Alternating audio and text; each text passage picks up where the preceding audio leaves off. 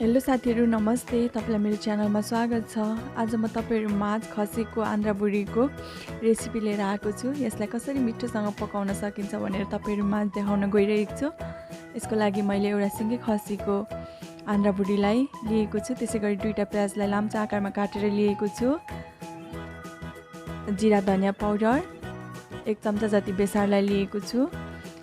त्यसैगरी स्वाद अनुसारको नुन, गरम मसला, अदुवा लसुनको पेस्ट, यहाँ चाहिँ मैले मिट मसलालाई लिएको छु, खुर्सानीको धुलो, यहाँ चाहिँ मैले तेजपत्ता, ल्वाङ, मरिच, सुकमेल र दालचिनीलाई लिएको छु। यहाँ मैले पानी बसालिसकेको छु।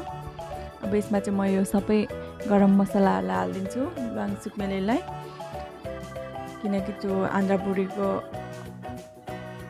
बास्नाहरू आउने छ भने पनि यसले चाहिँ अलिअलि गनाउने बास्नाहरूलाई पनि यसले चाहिँ हटाउने भएकोले मैले यसलाई यहाँ उसिन्दाखेरि हालेको छु। त्यसैगरी अलिकति मैले बेसारलाई पनि एड गरेको छु। त्यसैगरी 1 चम्चा जति नुनलाई पनि एड गरेको छु। अब म आन्द्रा बुढीलाई हाल्दिदैछु।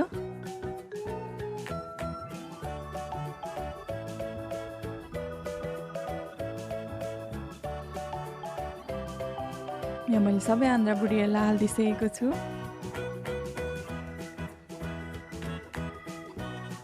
अब यसलाई चाहिँ मैले 15-20 मिनट जति पकाउँदै छु। जबसम्म मजाले पाक्दैन तबसम्म पकाइदिनु होला। यहाँ चाहिँ मैले 15-20 मिनट जति पकाएर यहाँ मैले मजाले सफा गरिसकेको छु। सफा गर्न चाहिँ अलिकति गाह्रो हुन्छ, अल्छी नगरिकन गर्नु होला। यहाँ मैले प्यान बसालिसकेको छु। प्यानमा मैले तेल पनि हालिदिएँ। अब यसमा चाहिँ म तेजपत्ता हालिदिँदैछु। त्यति धेरै अरू मसलाहरू त हाल्नु पर्दैन, मैले यहाँ तेजपत्ता मात्रै हालिदिँदैछु। बाँकी रहेको अलिअलि गन्धलाई पनि यसले हटाउँछ। अब म यहाँ अघि मजाले सफा गरेर राखेको आन्द्रा बुढीलाई हालिदिँदैछु।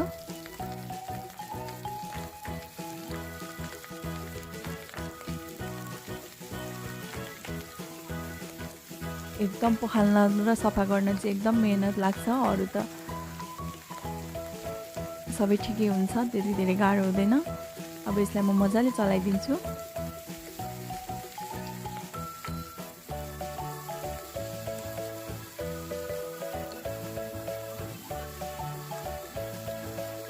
मजाले चलाइदिनुस्। जति मजाले चलाइदिनुहुन्छ त्यति मजाले सबैतिर पाक्छ।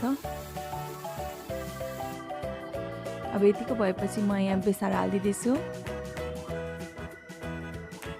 मैले यहाँ आधी चम्चा जति बेसारलाई हालिदिएको छु।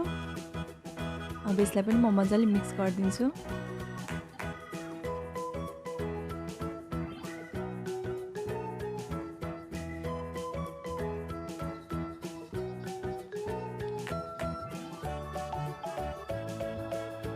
अब यतिको भइसकेको छ। यसलाई अझै मजाले पकाइदिइराख्नुहोस् तबसम्म खटिँदैन। जब अलिअलि पड्किन थाल्छ तब चाहिँ यसमा मर मसला हाल्नुपर्छ। एकछिन चाहिँ यसलाई खर्याइ नै दिनुपर्छ।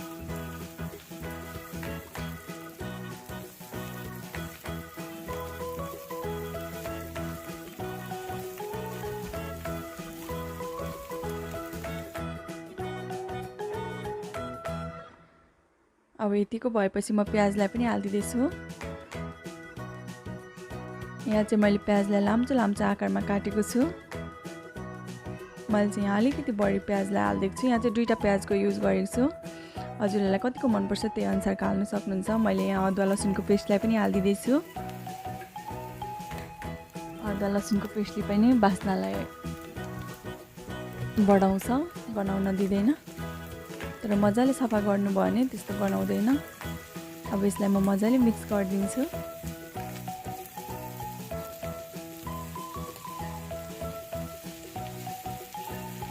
हामी नेपालीहरूलाई त प्रायः जस्तो भुटान भनेपछि एकदम मनपर्छ नि त है।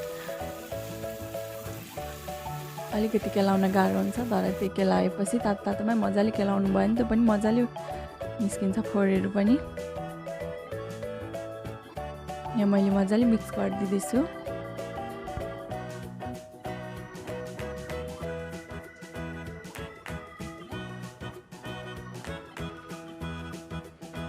धेरै ठुलो ग्यास पारेर पनि नपकाउनु होला, मिडियममा पार्नु भयो भने ठिक्क हुन्छ। मैले यहाँ गरम मसलाको धुलोलाई हालिदिँदैछु।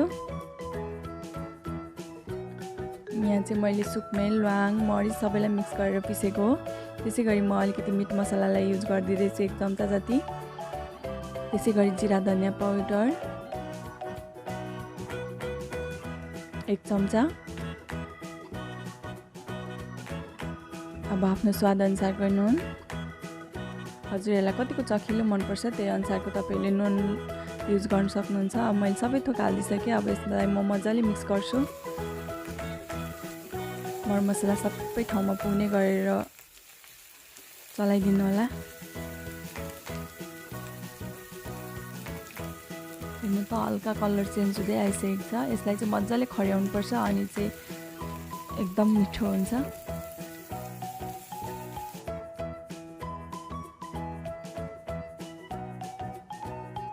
अब यतिको भइसकेको छ। यतिको भएपछि म यसमा चाहिँ आफ्नो स्वाद अनुसारको खोर्सानी हालिदिँदैछु। मैले चाहिँ आधी चम्चा खोर्सानीलाई युज गरेको छु।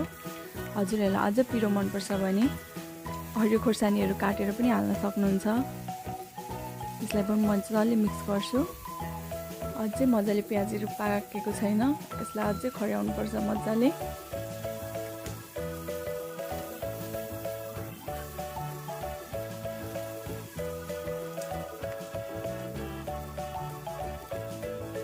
हेर्नुहोस् त मजाले अब चाहिँ प्याजहरू पनि खरिसकेको छ।